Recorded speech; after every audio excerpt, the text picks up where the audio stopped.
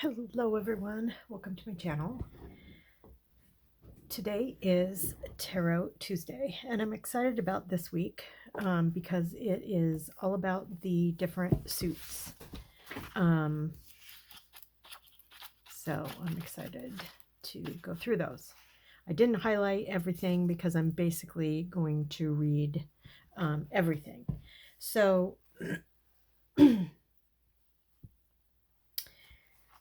she talks about in this part, interpreting the suits, how in the beginning, and even me still, I'm not real consistent with playing with my deck, so that is a little difficult. But it, she says you may feel the need to look up all the meanings, like in this book or another book, or the book that comes with the deck and all of that. And she says, although this is one way to familiarize yourself with the cards, you may also notice that interpretations vary from one author to another. And that is very, very, very true. So I do find that a little bit interesting. So it says the way you read a card in a particular position, in a particular layout, may alter from one reading to another.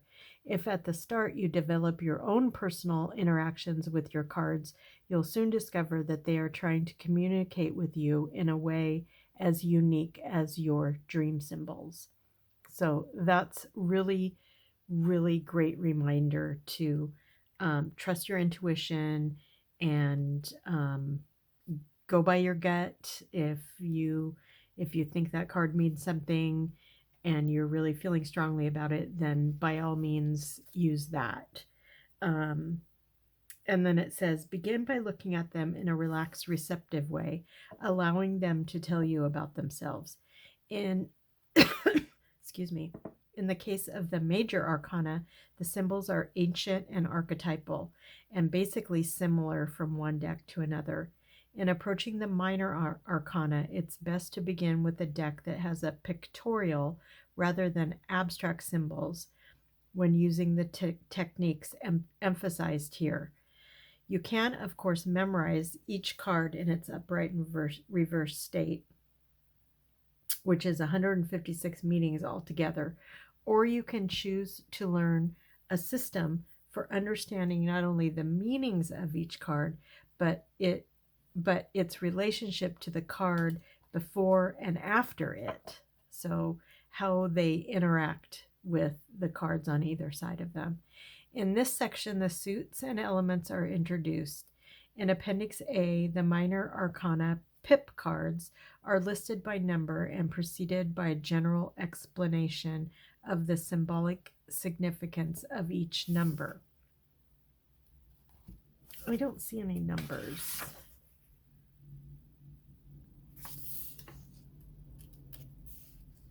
So I'm not sure what that's about. And let's see, appendix is probably in the back.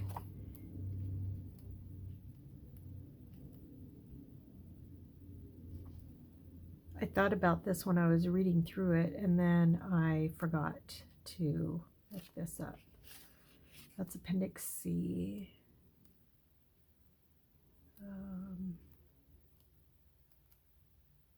Appendix B.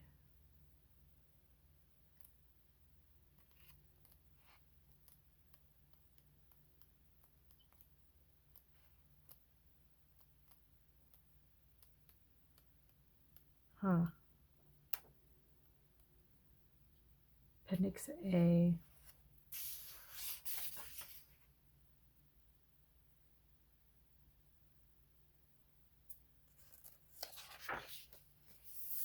I don't see anything that talks about numbers, so I'm a little confused. This book has confused me a few times. So that's not to say I won't figure it out at some point, but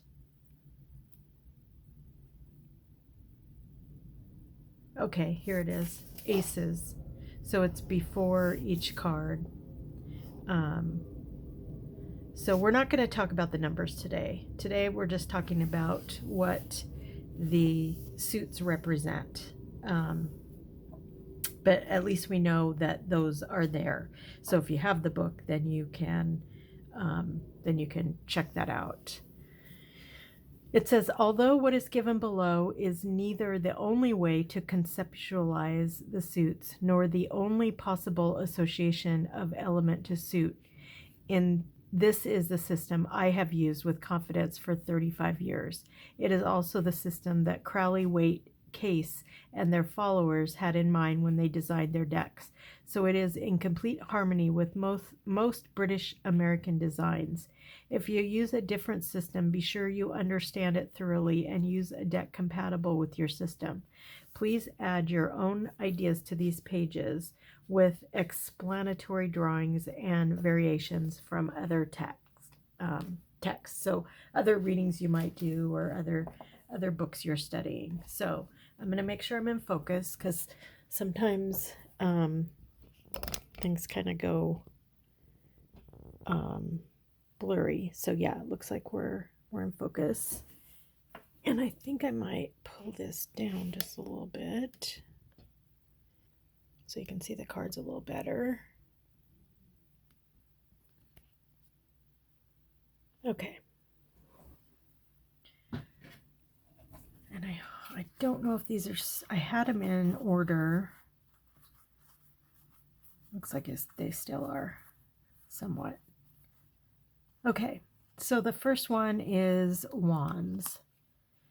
So let's find the wands. Swords, pentacles, and wands. Okay. So wands can also be called rods, staffs, batons, scepters, clubs, and they are associated with fire.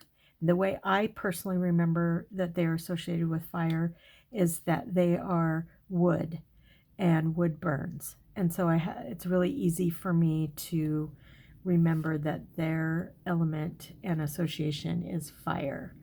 And to me, like when you have a big forest fire and it comes through and it burns everything down, what comes up from that is new, beautiful growth.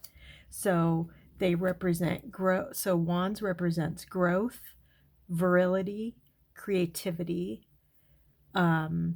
self-development, inspiration, enterprise, energy, clear perception, enlightenment, passion, desire.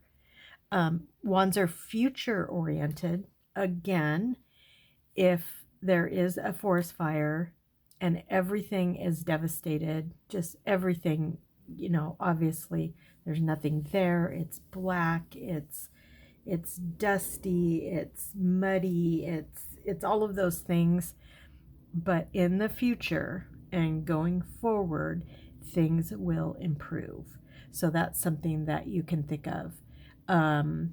They also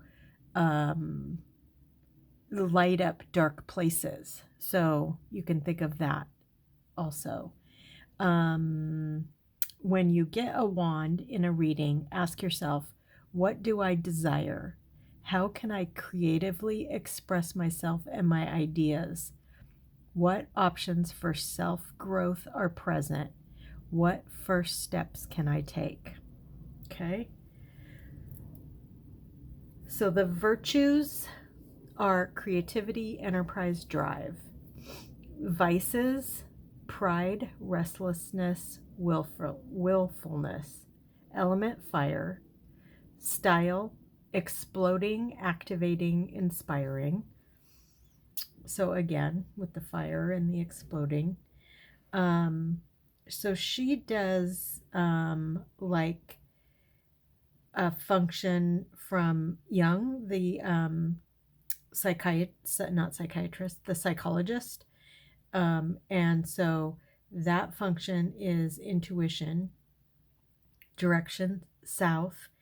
And south, that's really easy for me to understand because not in this house so much, but in our last house that we lived in, it was a southern facing exposure, and it was super hot. Like the sun during the summer, the living room, dining room area were almost too hot to even sit in. So that's easy for me to remember. And then the season is spring, so new growth, starting out. Images, candles, flames, matches, volcanoes, sunflowers, lions, all kinds of cats, new growing life, babies, springs, and plants.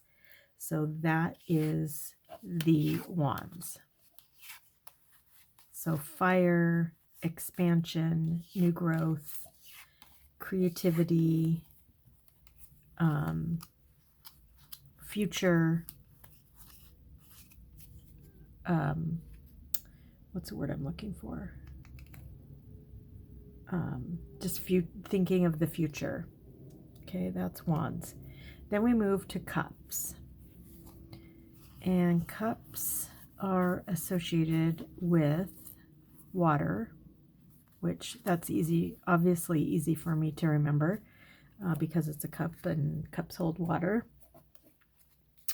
And usually you see them like this has water coming out of it. This we can't really see inside. These appear to be empty, but it's hard to say. These are knocked over and spilled. I can't see anything in here. These are filled. So you'll usually see them like all of these are filled or empty. So I'm assuming the ones that you can't see anything, that they are empty. This one has a fish. So yes, they are usually seen as full or empty goblets and sometimes as flowers, especially lotuses, which we saw. Guess those could be lotuses. Cups represent emotions, relationships, subconscious, astral world, psychic, intuitive arts, fantasy. So, and the way I remember that is the emotions, so, and water, and you can have tears of joy, tears of happiness, tears from sadness, tears from anger, and so all of that is water associated with cups and emotions. That's how I remember that, what the associations are with cups. So when you get a cup in a reading, ask yourself, what or whom do I love? What am I dreaming or fantasizing about? What am I feeling? How am I responding? Virtues, serenity, love, creative visualization, imagination, nurturance. Vices, moodiness, excessive, and addiction. Psychic drains, element water, style flowing, expanding, diffusing, loving. So those are all easy to think of with water, like diffusing when you look through, like in a lake or like in our pond, the water, it's diffused so you don't get the true colors of what's in the water. It's about feelings. The direction is west. Again, that's easy for me to remember because where I live, the water is to the west, and like the ocean is west of where I live. Puget Sound is, well, from where I live right now, it's west and north, but I always think of water being to the west of me, just from where I grew up. Season is summer. Images are cups, goblets, containers, bodies of water, wombs, flowers, the phoenix, dolphins, all water type of creatures. Okay, so that's cups. And we did look at these a little bit. So I do want to say, like, these three women look like they're celebrating emotions. He looks like he might be a little bit sad, or he might just be meditating. He might be, thinking about things that are heavy on his heart. This one is kind of grief, and he definitely does not look like he's in a good emotional place. Yeah, this is a sweet image. I really like this image. Yeah, so that's cups. So we have wands, cups, and now we're going to look at swords.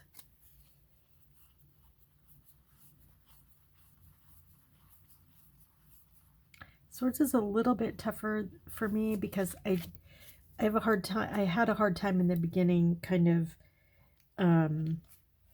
differentiating between the emotions in the cups and then the emotions that to me are a little more negative in the swords.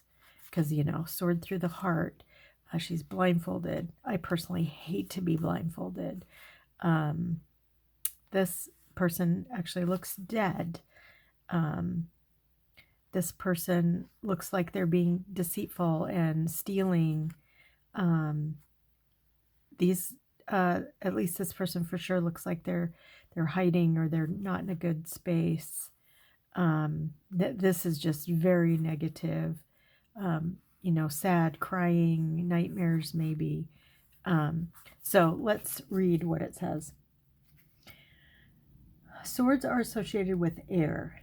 Notice that in the Waite-Smith deck, the clouds and sky are often indicative of the atmosphere of the card. So gray sky, not happy, rain, broken heart. This one you can't really see the sky. This looks stormy. Yeah. Interesting. Okay. Swords represent your mental, rational, logical functions, as well as communication and thoughts. Swords are also, swords are associated with air. I don't know if I said that. So air, and this is how I remember that swords are air, is when you swing a sword through the air, whoosh, it makes like a whooshing noise. I'm also a huge Star Wars fan, so I think of lightsabers making their, whining noise as you manipulate them through the air. And so that's how I remember the air, that swords are associated with air. They represent mental, rational, logical functions, as well as communication and thoughts. Swords are also indicative of a struggle or conflict, and point to a need for decisions about separation from past attachments. Desire for truth and a need for discrimination are often indicated. So that makes perfect sense to me based on the images on these cards. I don't like to pull swords, and I do pull them a lot. So I find that interesting. Virtues: penetration, courage, strength, truth, and justice. Organization. Vices: thoughtlessness, judgmentalism, sharp-tonguedness, fear or confusion. Element: air. Style: storming, freezing, striving, conceptualizing, communicating, confronting, cutting through. Function: thinking. Direction: east. And I have no, I can't think of the word I'm thinking. I don't have any association with the east with swords. It's just something that I have to remember. Season: fall. Images: cloud, sky, wind, sharp objects, razors, knives, glass, etc. So that is swords. And then we have pentacles. And pentacles, swords are also called blades and spades. And cups, I forgot to say, are also, they could be called vessels, cauldrons, hearts. And then pentacles, deniers, discs, coins, stars, diamonds. And they are associated with earth and often represent as money and or crafts made by hand, or fruit, or of plants, or of your labors. So and that's pretty easy to remember because it looks like a coin. Um, and in some decks, they're actually called coins. So I also think of them of being materialistic type of things. Pentacles indicate a concern with money, the result of labor and the accumulation of knowledge and development of skills.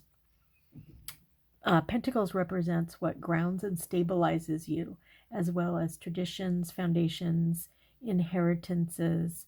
Since they question your sense of self-worth and what you value, pentacles can represent money, work, or your home, depending on where your sense of security lies. Drawing from the assumptions of its own culture, the Waite-Smith deck depicts pentacles with a capitalist framework that often shows the disparity between the haves and the have-nots. Interesting. I don't actually draw very many pentacles, it seems like, but maybe I do.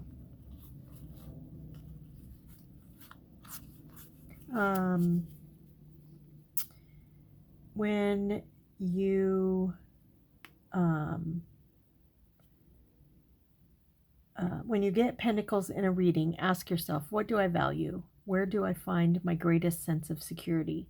What do I feel insecure about? What goals are being materialized? What messages am I getting from my physical body and from my environment? Virtues are knowledge and ability, endurance, stability. Vices are stress, anxiety, stubbornness, inability to change, possessiveness, greed. Element is earth, and I think that's easy for me to remember because so many of the cards kind of show like gardens and like he has his feet on these pentacles, which are on the ground. These people are on the ground again. Plants, more plants. I think of harvest and just having enough is what I think of when I think of pentacles. So that's easy for me to remember. Style, dry, cracking, materializing, solidifying, crystallizing. Function, sensation, direction, north, season, winter. Images, money, platters, stones, fruits of the earth, crafts, machinery, Mother Earth, gnomes, bulls, cows, goats. So that is pentacles. I don't know why, but I feel like this is a more positive, easy to understand, straightforward suit than the other ones, but that's just me.